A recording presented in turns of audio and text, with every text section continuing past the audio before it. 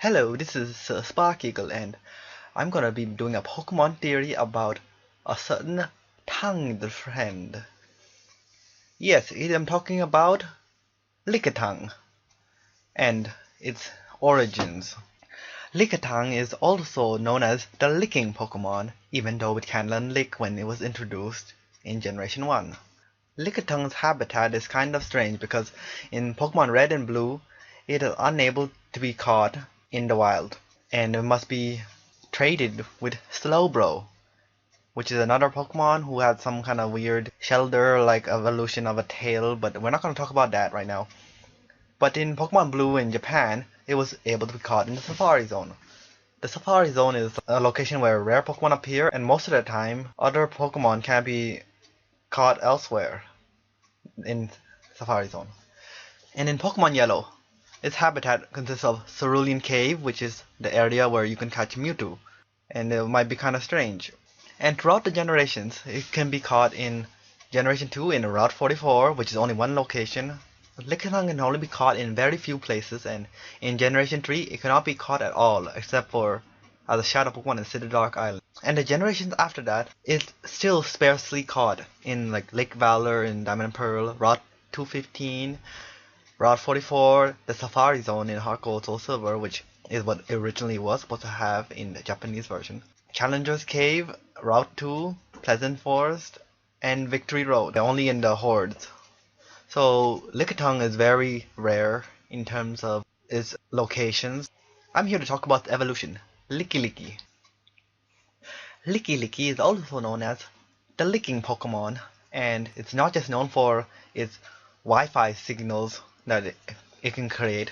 It is known for being the evolution of Lickitung, but it can only evolve when it's leveled up with the move Rollout. This may be strange, but Lickitung can learn Rollout in Generation 1 and Generation 3 by either TM04 or Move Tutor in Pokemon Emerald. Now to answer this question, we're trying to say, how come Lickitung couldn't evolve into Lickilicky in Generation 1 and 3 besides the fact that Lickilicky wasn't even introduced yet? This is my theory about why Lickitung can evolve into Lickilicky only in Generation 4 and onwards.